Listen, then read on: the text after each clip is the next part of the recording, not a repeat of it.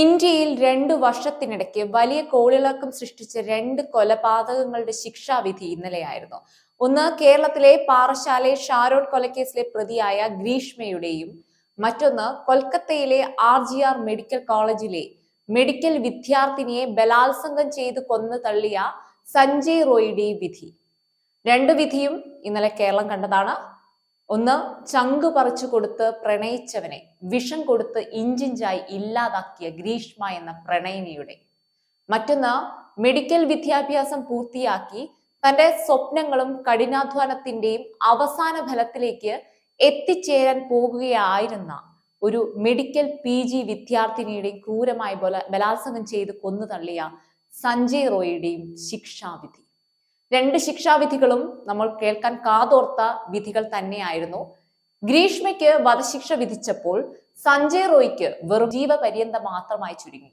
ന്യായമായ വിധിയായിരുന്നു ഗ്രീഷ്മയ്ക്ക് വിധിച്ചത്. എന്നാൽ സഞ്ജയ് റോയിയുടെ വിധി അങ്ങനെയല്ലായിരുന്നു. വിധികൾ ന്യായമോ? ഏവർക്കും മറ്റൊരു വീഡിയോയിലേക്ക് സ്വാഗതം. I am Swati. Welcome back to talk space.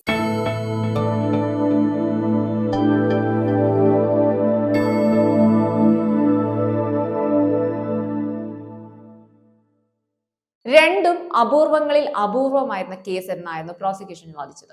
ഇന്ത്യയിലെ 2 സ്റ്റേറ്റുകളിൽ ഉണ്ടായ 2 സംഭവങ്ങൾ, രണ്ടും അതിക്രൂരമായ കൊലപാതകങ്ങൾ.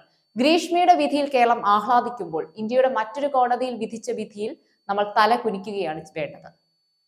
കൊൽക്കത്തയിലെ മെഡിക്കൽ വിദ്യാർത്ഥിനിക്ക് ഇവിടെ നീതി ലഭിച്ചിട്ടില്ല. അവൾ അനുഭവിച്ച അതിക്രൂരമായ വേദനയുടെ ഒരു അംശമെങ്കിലും സഞ്ജയ് റോയിയുടെ വിധിയിൽ ഉണ്ടാവേണ്ടതായിരുന്നു. കൃത്യമായ തെളിവുകളോട് കൂടി എന്തിന് CBIക്ക് വരെ വിട്ടുകൊടുത്ത കേസ്. അവസാനം CBIയും എത്തിച്ചേർന്നത് സഞ്ജയ് റോയ് എന്ന ചെകുത്താന്റെ മുഖമുള്ള കൊലപാതകയിലേക്ക്. പിന്നെ എന്തുകൊണ്ട് ജീവപര്യന്തം മാത്രമായി മാറി? നൊന്തു പ്രസവിച്ച ഒരമ്മ പറയുന്നു തന്റെ മകനെ തൂക്കിക്കൊല്ലുക തന്നെ ചെയ്യണമെന്ന്. കൊലപാതകയുടെ സഹോദരി പറയുന്നു അവനെ തൂക്കിലേറ്റണമെന്ന്. എന്നിട്ടും എന്തുകൊണ്ട് കോടതിയുടെ വിധി ഇങ്ങനെയായി മാറി? ന്യായമായിട്ടുള്ള ഒരു വിധി ആയിരുന്നില്ല സഞ്ജയ് റോയ്ക്ക് ലഭിച്ചത്. അതിന് ഇന്ത്യൻ നീതിപീഠം തലകുനിക്കുക തന്നെ ചെയ്യണം.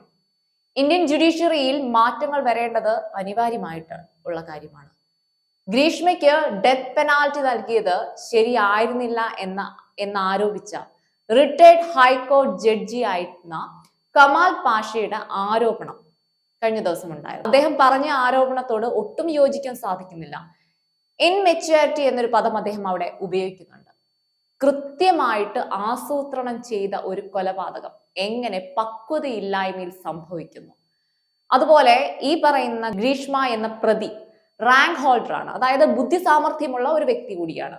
കൂടാതെ പക്വത വന്നതുകൊണ്ടാണല്ലോ പ്രതി പ്രണയിച്ചതും ലൈംഗിക ബന്ധത്തിൽ ഏർപ്പെട്ടതും കൂടാതെ മറ്റൊരു വിവാഹ നിശ്ചയം വരെ എത്തിച്ചേർന്നതുമെല്ലാം. എന്തിന്?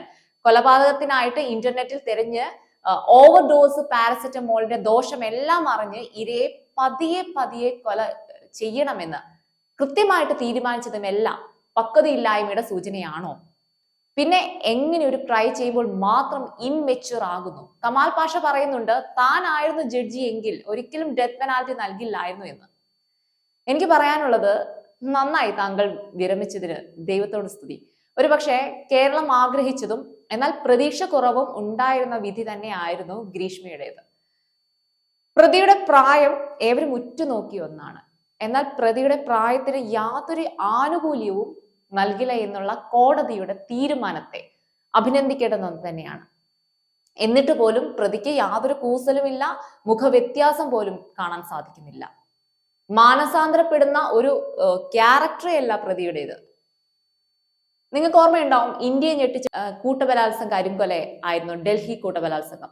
ആ കേസിൽ കൂട്ടത്തിൽ അതിക്രൂരമായ ഇരയെ ബലാത്സംഗം ചെയ്തത് കൂട്ടത്തിലെ ഏറ്റവും പ്രായം കുറഞ്ഞ മൈനർ ആയിട്ടുള്ള മുഹമ്മദ് അഫ്രോസ് എന്ന വ്യക്തിയായിരുന്നു. പക്ഷേ അവന്റെ പ്രായത്തെ മാനിച്ച് അവന് ജുവനൈൽ ജസ്റ്റിസ് ആക്ട് വിധിച്ചത് വെറും 3 വർഷത്തെ തടവ് മാത്രമായിരുന്നു. ആ ഒരു 3 വർഷം കൊണ്ട് ആ വ്യക്തിയുടെ സ്വഭാവ വൈകല്യങ്ങൾ മാറ്റിയെടുക്കാൻ കോടതിക്കും അതുപോലെ തന്നെ ജയിലറുകൾക്കും സാധിച്ചിട്ടുണ്ടോ എന്നുള്ളത് വലിയൊരു ചോദ്യം തന്നെയാണ്. അത്രയും വൈകൃത സ്വഭാവമുള്ള ഒരു വ്യക്തിയുടെ ക്യാരക്ടർ മാറുമോ? ഇനി മാറിയില്ലെങ്കിൽ മറ്റൊരിടത്ത് ഇതുപോലൊരു കൃത്യം ചെയ്യാൻ അവന് സാധിക്കും, അത് ഉറപ്പുള്ള കാര്യമാണ്. ഇവിടെ ഗ്രീഷ്മയുടെ പ്രായത്തിന് ഇളവ് നൽകുമെന്ന് ഒരുപക്ഷെ ഗ്രീഷ്മയും പ്രതീക്ഷിച്ചു കാണും. പക്ഷേ പ്രായം ആനുകൂല്യമല്ല എന്ന് തെളിയിച്ച നീതിപീഠത്തോട് ബിഗ് സല്യൂട്ട്. അതേ ഇന്ത്യൻ നീതിപീഠം തന്നെയാണ് മറ്റൊരിടത്ത് അതിക്രൂരതയ്ക്ക് വെറും ജീവപര്യന്തം നൽകിയത്. CRPC 432 നിയമപ്രകാരം 16 വർഷം വരെ ജീവപര്യന്തം നൽകാം. എന്നാൽ 30 വയസ്സോ അതിനു മുകളിലോ ഉള്ള ആൾക്ക് 14 വർഷം വരെ മാത്രമേ ജീവപര്യന്തം നൽകാൻ പാടുള്ളൂ. അതായത് 36 വയസ്സുകാരനായ സഞ്ജയ് റോയ്ക്ക് 50 വയസ്സാകുമ്പോഴേക്കും പുറത്തിറങ്ങാൻ സാധിക്കും. ഇവിടെ അതിക്രൂരതയ്ക്ക് ലഭിക്കുന്നത് വെറും 14 വർഷത്തെ ശിക്ഷ മാത്രം. ഇപ്പോ ന്യായമായ വിധിയല്ല സഞ്ജയ് റോയ്ക്ക് ലഭിച്ചത്. അതിനാൽ നിയമവ്യവസ്ഥയുടെ വിശ്വാസം നഷ്ടപ്പെടുകയാണ് ചെയ്യുന്നത്. ഇവിടെ പ്രതിക്ക് കോടതി വിധിച്ചത് ജീവപര്യന്തം കൂടാതെ 17 ലക്ഷം പിഴ കൂടിയാണ്. അത് ഇരയുടെ മാതാപിതാക്കൾക്ക് നൽകണം. ഒരു ജീവന് കോടതി വിധിച്ച തുകയാണിത്, 17 ലക്ഷം. എന്തായാലും ആ ഒരു തുക വേണ്ട എന്ന് ഇരയുടെ മാതാപിതാക്കൾ പറഞ്ഞിട്ടുണ്ട്. വധശിക്ഷയ്ക്കായിട്ട് അപ്പീലുമായി മുന്നോട്ട് പോകുമെന്ന് മമതാ ബാനർജി ഉറപ്പ് നൽകിയിട്ടുമുണ്ട്. ഒരേ ദിവസം വിധിച്ച 2 വ്യത്യസ്ത രീതിയിലുള്ള ക്രൂരകൃത്യങ്ങളുടെ വിധികൾ ഒരേ സമയം നീതിപീഠത്തെ കൈയടിക്കുമ്പോൾ അതേ സമയം നീതിപീഠത്തെ നോക്കി ലജ്ജിക്കുകയാണ് ചെയ്യുന്നത്. നിങ്ങളുടെ അഭിപ്രായം കമന്റ് ബോക്സിൽ രേഖപ്പെടുത്തുക.